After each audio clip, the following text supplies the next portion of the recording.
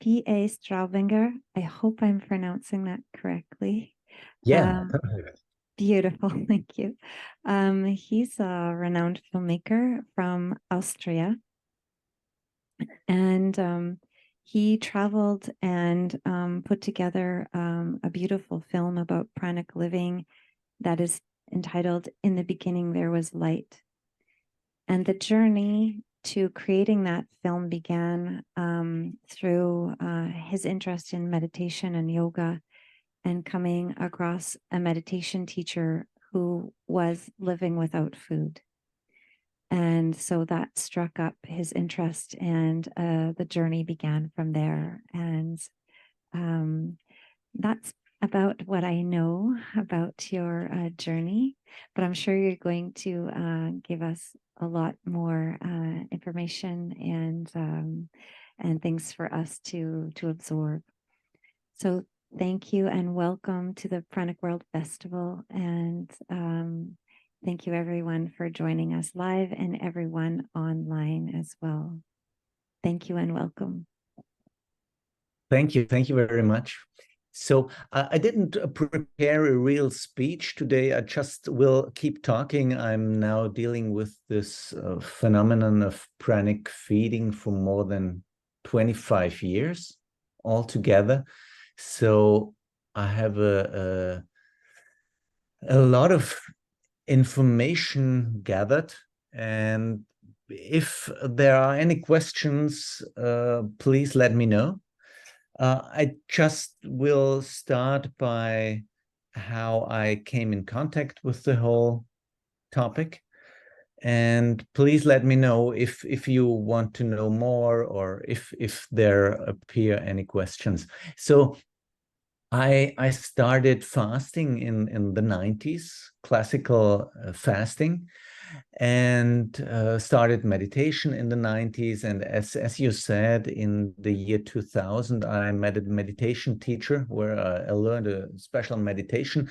And some other students told me that this guy doesn't eat. And I didn't hear about the pranic feeding before. I just heard these stories about the Swiss national saint Nicholas of Flue, who supposedly didn't eat for the last 20 years of his life.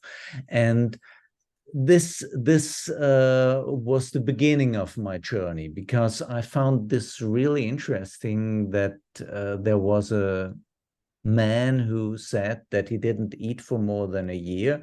And I wondered, slower, yeah, okay. And I wondered why this phenomenon isn't studied seriously by universities, and why there aren't newspapers reporting on this. And this was very, very strange for me, because it sounded authentic and he sounded believable. But on the other hand, there were a lot of articles that this is all nonsense, and people are starving and that stuff. So there was a big difference between my brain and my heart. And this was the reason why I started researching. And I also have to say, I wanted to try it myself.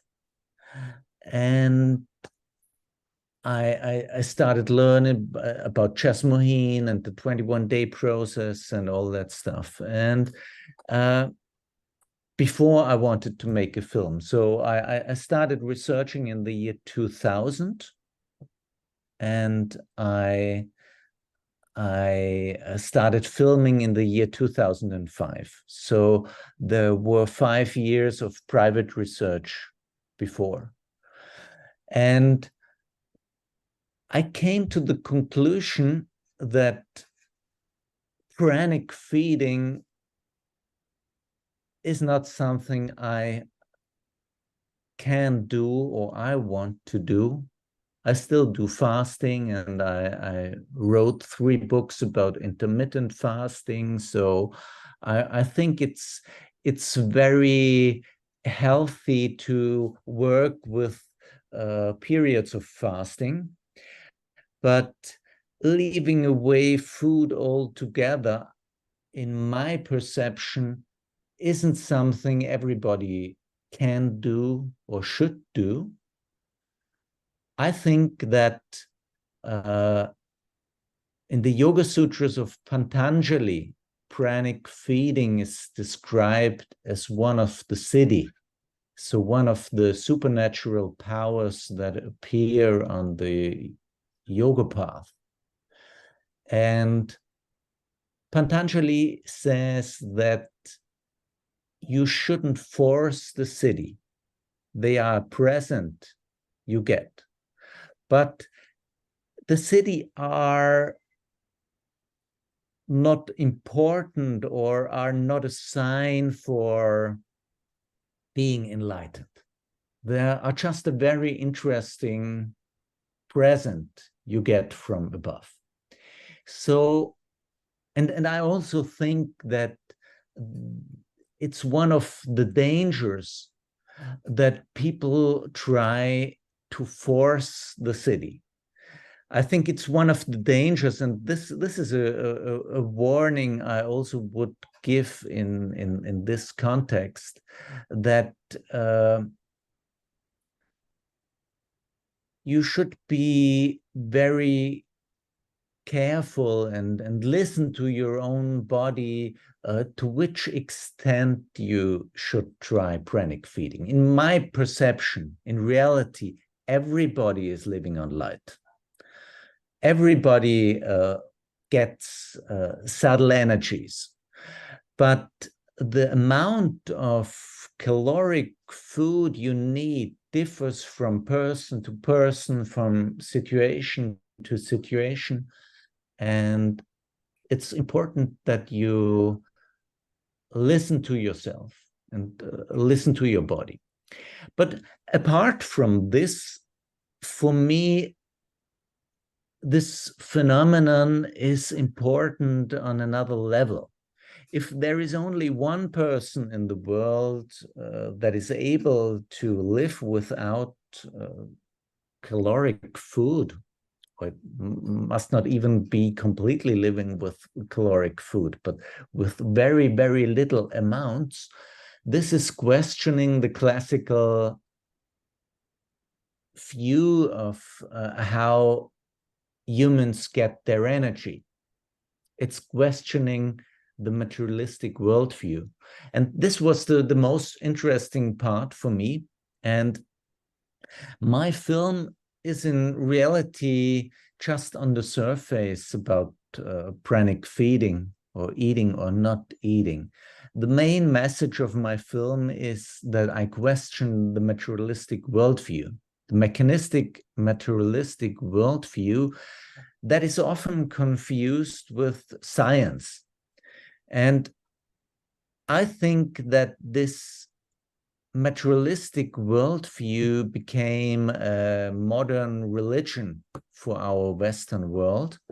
And I think it's very, very important that we question this worldview, because it's quite dangerous. This worldview is saying that our soul, our mind is just an epiphenomenon of our biological brain activity. And I think that's nonsense. And I think it's necessary to question this worldview. And pranic feeding is just one example. There are a lot of examples. Actually, I was filming 5 years, and the first versions we did of this film opened up in the end a lot more. Not just to the phenomenon of pranic feeding, but also to telepathy, telekinesis. And I filmed a lot in China with Qigong masters who have supernatural powers. But it was, we saw in the test screenings that it was just too much. when people said, now I started believing that there is something like pranic feeding, and now you are telling me about telekinesis and faith healing and telepathy. So we left this out. And now the film is more about pranic feeding, and just in the end opens up a little. Can I ask how many people did already see my film? Okay, quite a few. So you see in the end it's opening up to the new physics and to the idea that matter is just vibrating energy. And during my research, I also learned a lot about physics. And it was, for example, very interesting for me to see that the atom model of Niels Bohr that I learned in school, so that you have these little balls of protons and neutrons and electrons circling around, that this atom model is outdated since the 1920s, and that modern ideas of matter are much more that it's nothing like vibrating energy. And actually, David Bohm, a student of Albert Einstein, says that matter is condensed light, or it's frozen light. And if you have this picture that matter is frozen light, that it's just vibrating energy, all these supernatural phenomena suddenly get much more understandable. Walking through walls, levitating, pranic feeding, everything is suddenly much more conceivable. And that is really the message of my film. And for me, it was very interesting to see how much opposition it created. In Austria, it was commercially very, very successful, and it's at the box office it was the third most successful feature documentary in cinemas. And when it was shown primetime television, we had much more viewers than Harry Potter and other Hollywood films. And if a film gets viewed that much, it creates a lot of opposition, because it's a frontal attack against this belief system that is dominating our worldview. And I saw how strong this is, and how important it is to question this worldview, and people who live a pranic lifestyle are obviously questioning this lifestyle, and that's the reason why they get a lot of problems. And during my tour with the film, a lot of people came to me and said they are very grateful for the film, because they can show it now to friends and their family, because it makes it more understandable how they live. Because I heard stories from people, for example, who did a few weeks of fasting, and afterwards they didn't have hunger, and they didn't want to continue eating, but they had problems with people around them to explain what's happening, and they kept quiet and said, I have eaten already today, or something like that, because it was difficult for them to explain, and my film was a way of communicating that. And so this is still my approach, that if this phenomenon appears and it happens naturally, it's very important that you follow that. But if it doesn't happen naturally, it's okay if you eat. So are there any questions? Are there any questions?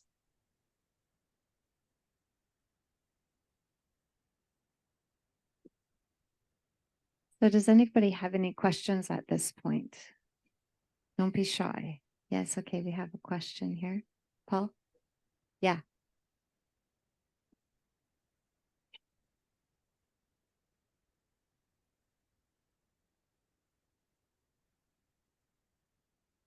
Hello. Yeah, I was just wondering when the next film will come out that will cover the other aspects that weren't covered in this documentary. I do it normally. I make talks and seminars where I show these parts, because it was really interesting how much even scientific knowledge is not covered in academic science. For example, when it comes to remote viewing, there is, for example, the project Stargate of the American military. I don't know if you ever heard about that. Are you aware about that? So if you look that up, for example, on Wikipedia, Project Stargate, it was a project where the military worked with psychic spies. And if you look on Wikipedia, it says something like the military invested a lot of money and 2 decades of research on that, but nothing came out. And I interviewed both the directors of the program, and in the 1990s, about 2/3 of the material was declassified. So it's accessible. The data is accessible. And I interviewed Hal Puthoff, who was one of the directors, and I asked him, is this true that remote viewing is nonsense?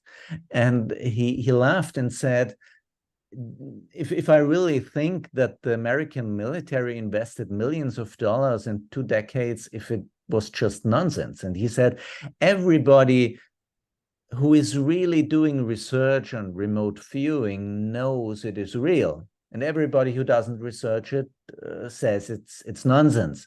And you can look at the data. That there is even a TED talk about it, and it's really fascinating if you look at the data, how real it is, and how much scientific research on that is already out and accessible, but academic science isn't working with that. So there is a huge amount of knowledge that is in private hands, or that is in the hands of the military, where people are not aware of.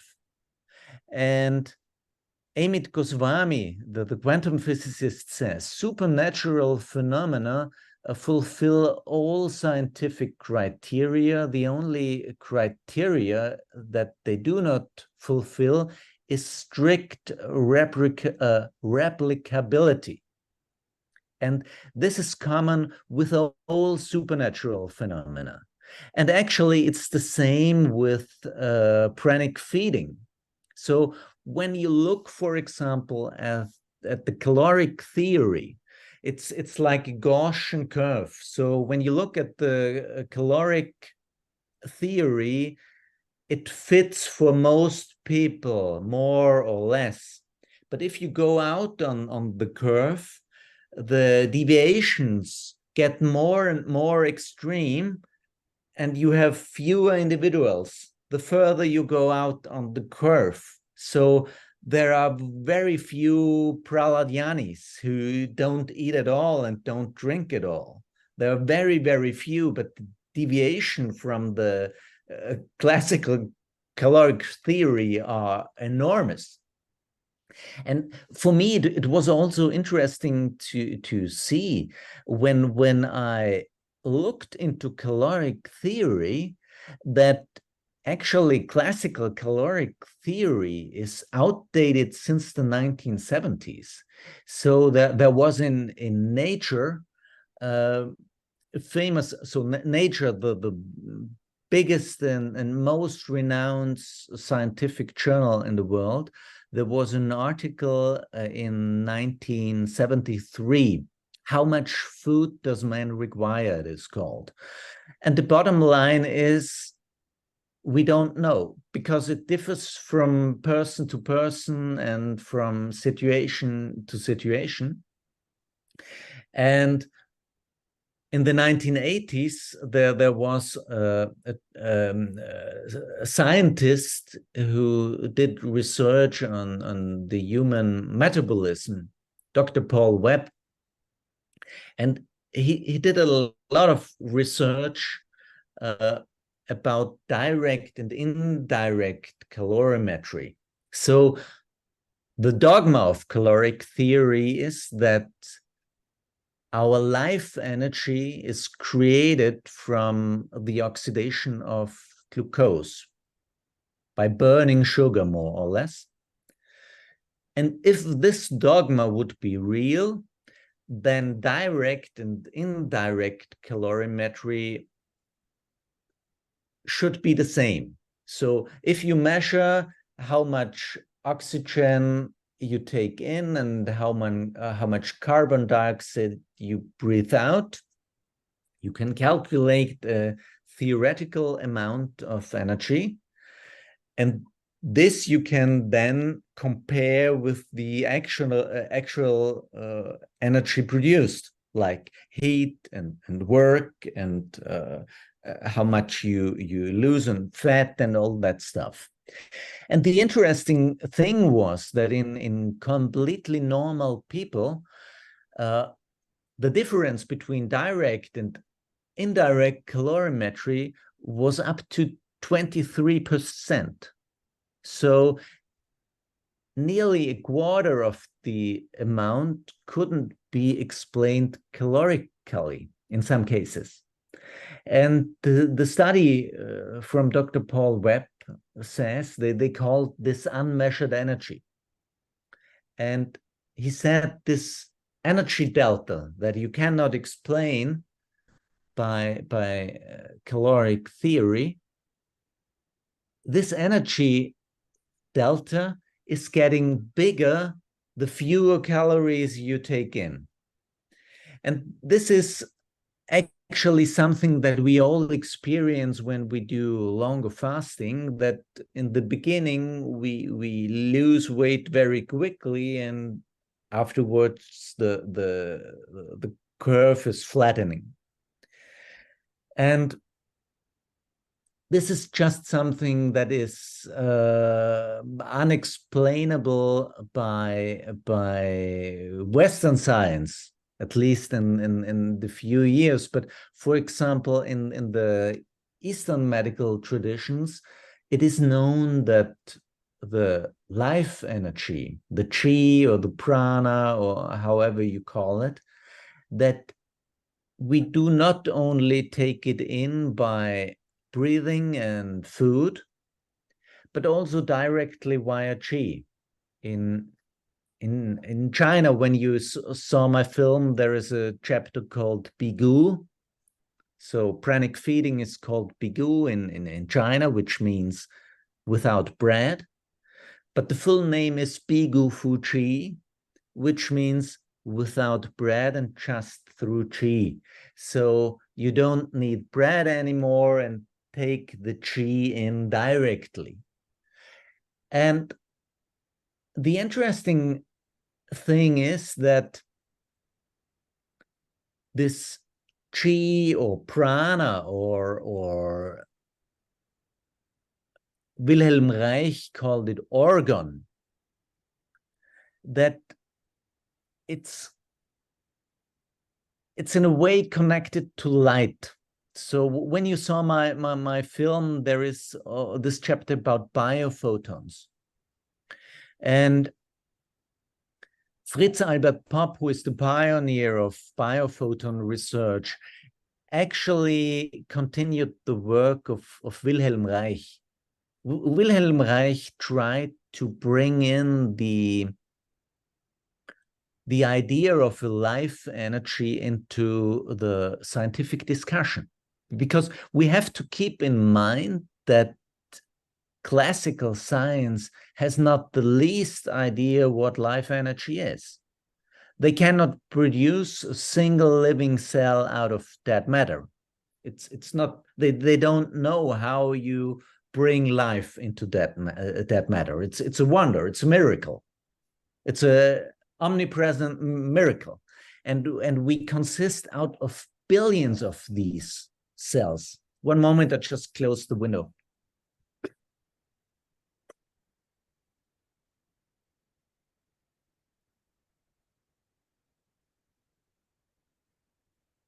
So we consist out of billions of living beings who decide for some reason to create this body.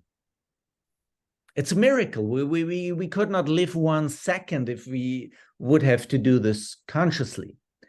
And Fritz Albert Popp says it's completely naive to believe that you could coordinate billions of living beings that know in every millisecond what they have to do in this body, just with enzymes and with chemical things. So he says it just works via light. And important is not the light itself, but the light is the medium for information. He calls it coherence. And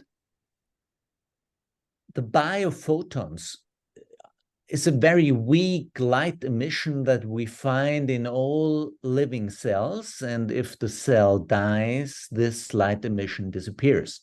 And this is actually not controversial, but the skeptics say, it's just an epiphenomenon. It's there, but it has no deeper meaning. And Fritz Albert Popp says that actually it's the essence of life. Because the light, this biophotons carry the coherence, carry the information of life itself. And the sun is creating the coherence, the plants and indirectly the animals are storing it for us. And when we eat, we actually consume information. And when we look at the chemical formula of sugar, we can divide it into carbon dioxide and water. Both leave the body. What stays is the light, the information. So actually, we live off the information. And when you understand this, suddenly it gets more conceivable that there are other ways of bringing the life energy into the body.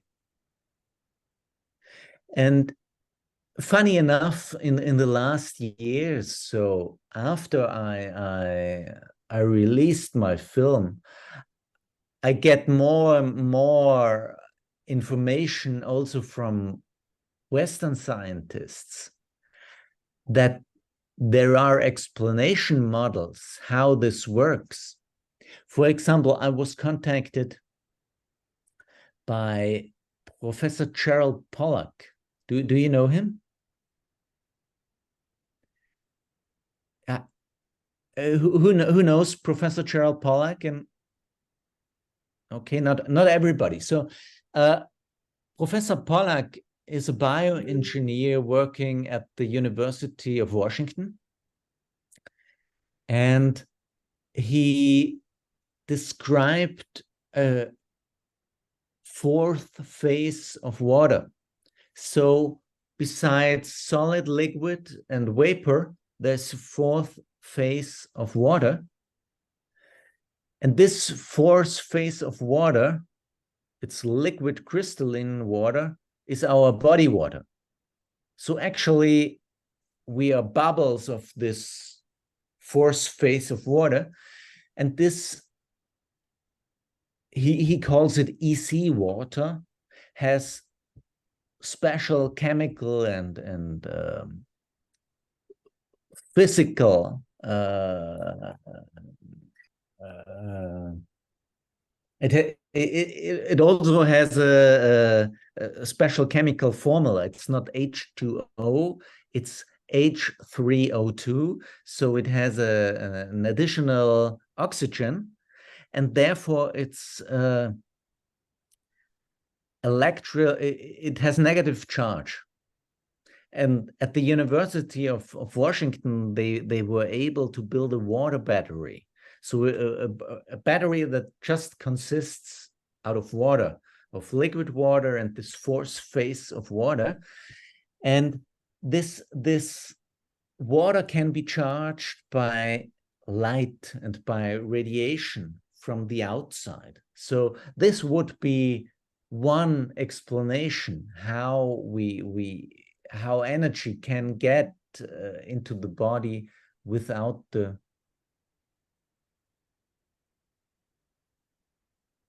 calories.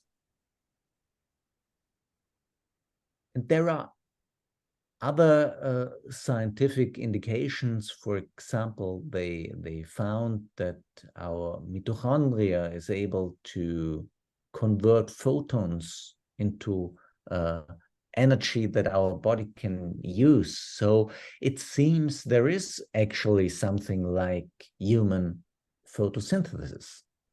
So in my perception, there will be a lot of Nobel Prizes in the next generations when we look at this.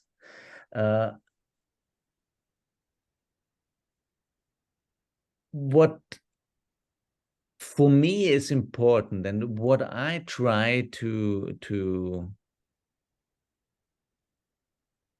bring into people's mind, is that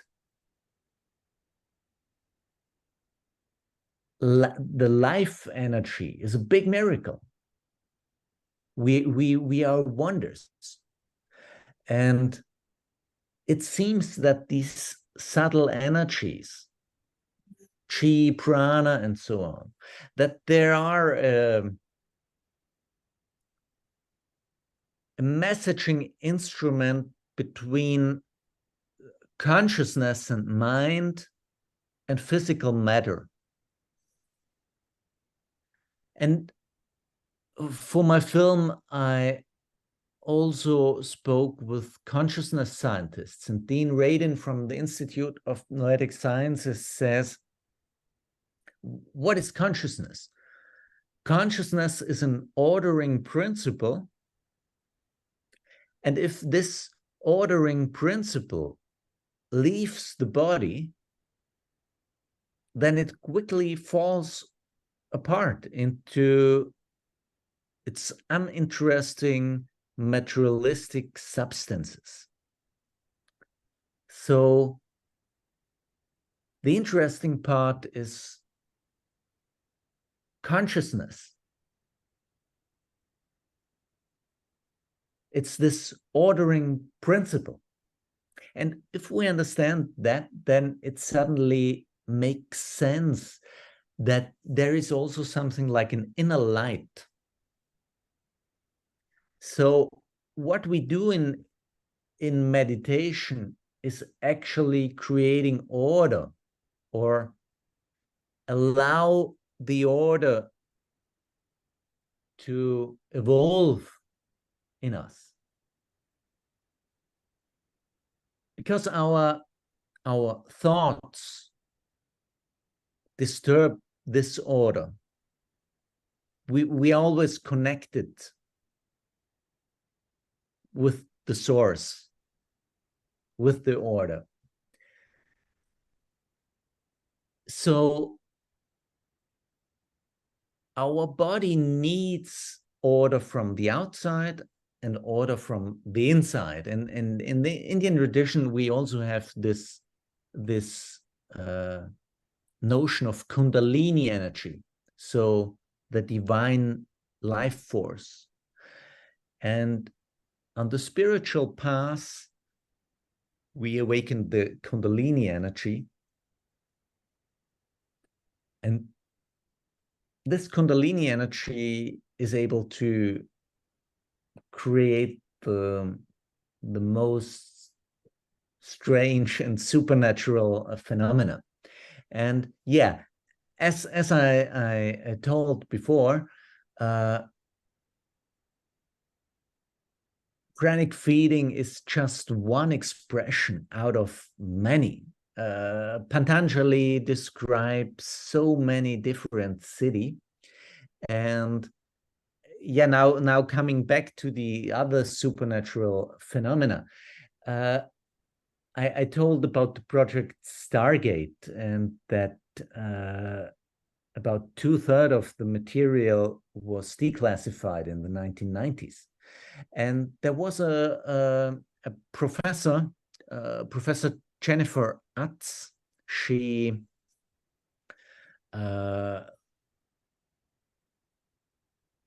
did an academic work on that. And she said that when we look, for example, at remote viewing, so at these psychic spies, that you only have a very small amount of people that are very, very high talented. And if you want to use these powers, she says it's much more effective that you find these very few, very talented people than to try to educate normal people to learn this. So everybody has these supernatural power, but it seems that these supernatural powers follow the same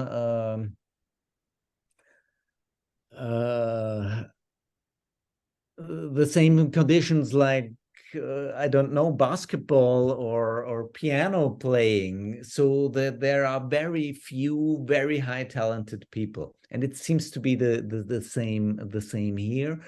And the American military did exactly that. And I spoke with a few people involved in these programs, and they say that every agency uses these people because compared to normal intelligence, it's very cheap. You know, it doesn't work all the time, but if it works fantastic. And also, the Russian military and the Chinese military did a lot of research on this. And I visited China because in the ones who saw the film perhaps remember this Chinese Bigu master in Berlin who gives these Bigu transmissions. And she told me that in China, they did a lot of research with this very high talented children and Bigu masters in China. And it sounded to me like X-Men, you know, they concentrated these high talented people in camps and looked at them. And I wanted to find that out, and I got in contact with two of the professors, and the Chinese started in the 1970s in doing research on that, because he's called the father of the bomb, the guy who brought the Chinese the atom bomb. He worked before with the United States on the atom bomb, and in the 1970s there was an exchange with spies, and he came to China, and he brought to China the atom bomb and the space flights and rockets and all that stuff. And he's called the father of the bomb, and he was allowed to do everything. You know, the communist regime isn't known for being very spiritual. But he said that the next scientific revolution will be a revolution of the mind. And he started this program in the 1970s. And I was able to speak with two of the professors, and they showed me the material, and it's really just incredible. And in the first version of my film, we had this material in there, but it's so incredible that if people see that, they say, you know, it's nonsense. You know, you have hundreds of clips on YouTube that show that stuff, but you can't fake that all. But if you do research on that, you see that these are real phenomena. But as I said before, Amit Goswami says, supernatural phenomena fulfill all criteria of all scientific criteria, except the one of strict replicability. So, and this is again the thing, we have this Gaussian curve. It's the same like in quantum physics. You work with probabilities. So with a high probability, something happens, but it can be completely different. And with supernatural phenomena, it exactly that. We have the normal world, and classical physics is telling us that normally it works that way. But actually, it can be completely different. Actually, you can walk through walls sometimes. Some people can live completely without food, perhaps. You know, I didn't experience that, and I never experienced walking through walls, but if you understand that it's all just vibrating energy, it's all just information, all these phenomena suddenly get conceivable. And on a statistic level, you see there is something to it. For example, at the Institute of Noetic Sciences, they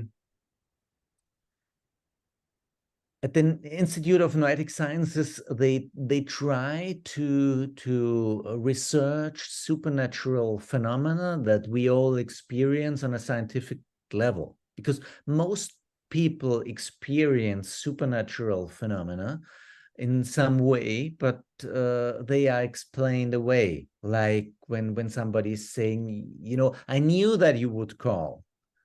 Then normally it says, you know, this is subjective perception, and you think that all the time, but when it happens, you just remember it. But at the Institute of Noetic Sciences, they look at this on a scientific level. And for example, I did myself this precognition experiment, and it works that way that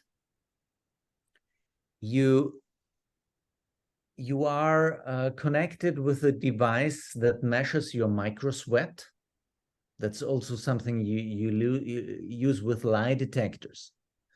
And with this micro sweat, you see how aroused your body is. Even if you yourself don't perceive that, you see it on a curve, and it works that way. You look at photos. Some are arousing, like naked people with sexuality or with violence and blood. When you look at these photos, you see that that the curve is going up. And there are boring photos, like a plant on a wall or something, where nothing happens, a flat curve. And you're always connected with this device, and you see the curves on the screens. And the experience works like this. You press on a button, then 5 seconds, nothing happens. And after these 5 seconds, the computer randomly chooses one of the pictures, a boring one or a arousing one. And the interesting thing is now that if you do this for thousands of times with hundreds of people, in these 5 seconds, before the computer chooses randomly one of these pictures, the body knows for some reason if afterwards is coming an arousing picture or not. This is completely unexplainable if you have a linear conception of time, because how should that work? But you see it, you have a statistically significant effect. It's the same as in my film. You see the peer experiments in Princeton, where people try to bring balls to the left or to the right. And if you do this experiment for thousands of times, you have a statistical significant effect, that there's something like microtelekinesis, that everybody experiences to some extent. But probably, or obviously, because this is described for thousands of years in the different scriptures, there are always people who are extremely talented for some reasons, who possess these city. And as I said before, these city have no inherent importance for itself. Patanjali actually says, if you inflate your ego because you have one of these ego, it can corrupt your soul the same way as fame or money or whatever. So it's not important for itself, but it's important for our worldview, because suddenly if these things exist, suddenly everything is possible, and you see that these material creation is an illusion. And that's the interesting bridge between modern physics and the ancient teachings, that the solidness of matter is just an illusion. This is what the Indian tradition is telling us, the Maya, the big illusion. And this is what modern physics is telling us, that the solidness of matter is an illusion of our senses, of our mind. And the reason why the yogis are trying to pull away their senses from the material world is because they want to look through the illusion.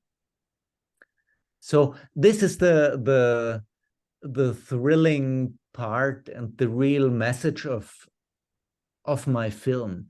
It's not that you should evolve one of the city. I just want to describe that they are real. I just want to question this materialistic worldview because it's creating so much damage in our world. Yeah, any questions so far? Thank you. Did that answer your question, Paul? Okay, because we just have 5 minutes left Few or more something minutes, like yes. that. Thank you, Peter Arthur. This has been a really beautiful talk so far, and it's reminding me personally of some talks I've heard from Nassim Haramein, who is a Yeah, physicist. Yes. exactly. And he's talking about how matter is just flashing in and out of existence as a hologram. And also, we just had Master Li here from China, who is gave a talk about Bigu as well. Yeah. Yes, so thank you. We're all connected and It was for me, I talked about the Bigu transmissions. And this was actually because I told that I had a lot of fasting experiences. But when I do longer fastings, I always long for food. I always long for the sensation, for the taste. And the fascinating thing was when I got this Bigu transmission the first time by Tian Ying, I suddenly experienced and felt what all these people I interviewed told me about, that they would start to eat suddenly if they would feel hunger or the longing for taste. Because at least for a few days, I had this experience that I didn't want to eat, that it felt like I would have to vomit if I had to eat. And this was when I understood how they feel, and the difference between fasting and pranic living, because then you don't want to eat it's not that you try to eat for not to eat for a certain amount, but you don't want to eat because you are nourished differently. So yeah, this was a very interesting experience. Well, thank you. I just want to see if there's any more questions from our live audience here. Yes, we have one here. Great, thank you.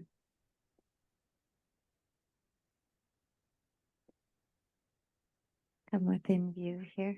Yeah.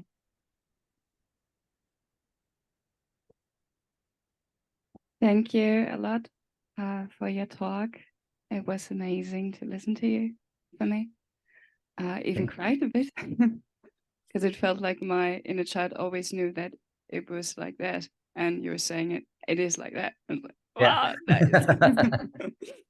And I want to ask you if you can go a bit more into this revolution of mind and how you would perceive how it could develop. Like, yeah. Summary in 2 minutes. Yeah. Yeah. So I think it's impossible to stop that. You know, it will happen anyways. That's the good news, because you cannot stop evolution.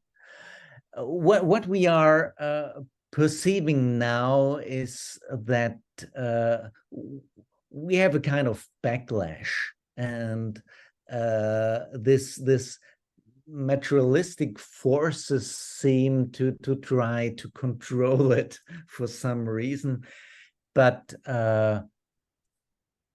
it's not possible to stop that. So it's happening anyways, and it's just a question how long it takes. But yeah, the perception of time isn't important.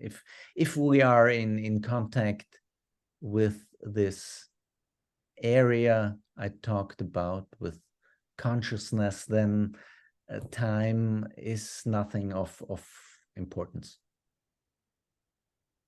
Well, thank you. We have time for one more question if there is another one at all. Yes, we have someone over here. Yeah, Antoine.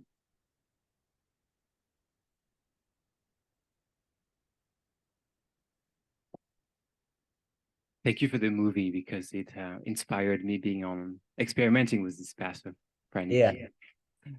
I'm curious if how do you see your life going from now? Is there some underlying principle that guides you, something that makes life particularly meaningful to you?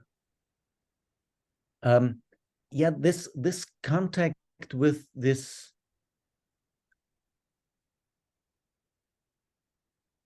level of transcendence or collective consciousness or divine consciousness, or however you may call it, is really something that changed my life and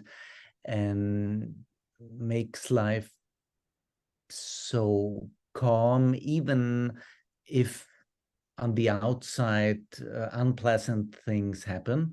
So this really makes me free from fear, and you know, also in connection with my film, a lot of unpleasant things happened again and again, and I was confronted with quite unpleasant forces. But in meditation, you are anchored in a frequency where everything is calm all the time and happy and peaceful, and yeah, and this makes life so much easier. And even when it comes to do something in the outer world, because you can do it with more ease. Because what happened in the last years now, you can come to thinking what will happen, and this is all going in the wrong direction, and a big dystopia is coming up. But if you're anchored in that frequency, you see that everything is okay and everything is good, and that we that our role is, our only important role is that the perspective we take on that. And we have a very limited power in this outer world, and we can use that, and this can be fun. But the most important job we have is our special perspective and how we manifest that in the outer world. I think you mentioned Nassim Haramein, and he has this holographic universe. And when we talked about that, it reminded me on exactly that, because he says even in every atom there is the whole information of the whole universe. And our most important job is that we realize this special, unique perspective on the universe that just we have, every one of us. And if you realize that, it gives a wonderful peace and calmness. And it's often important to remind yourself about that all the time. I mean, meditation is nothing more than always remind yourself that all forms that are created are not the essence itself, but just forms. You know, some are good, some are bad, some are hot, some are cold, but you know, it's all coming from the same box. It's not the source. And then even these unpleasant things have something good. In my perception, actually, unpleasant emotions, unpleasant things help you even more to reconnect to the source. because with good things you want to identify, and but unpleasant things and unpleasant experiences, they really make it easier to reconnect. Oh, thank you, Peter Arthur. This is an echo of our previous presenter as well. She was Great. saying that the experiences she had that were challenges in her life were the fuel for her transformation. Yeah. So I think that we're going to wrap up here. I just wanted to send you the message from one of our online participants, is saying that your film really changed their life. That really had a positive impact on their life. They watched it 6 years ago.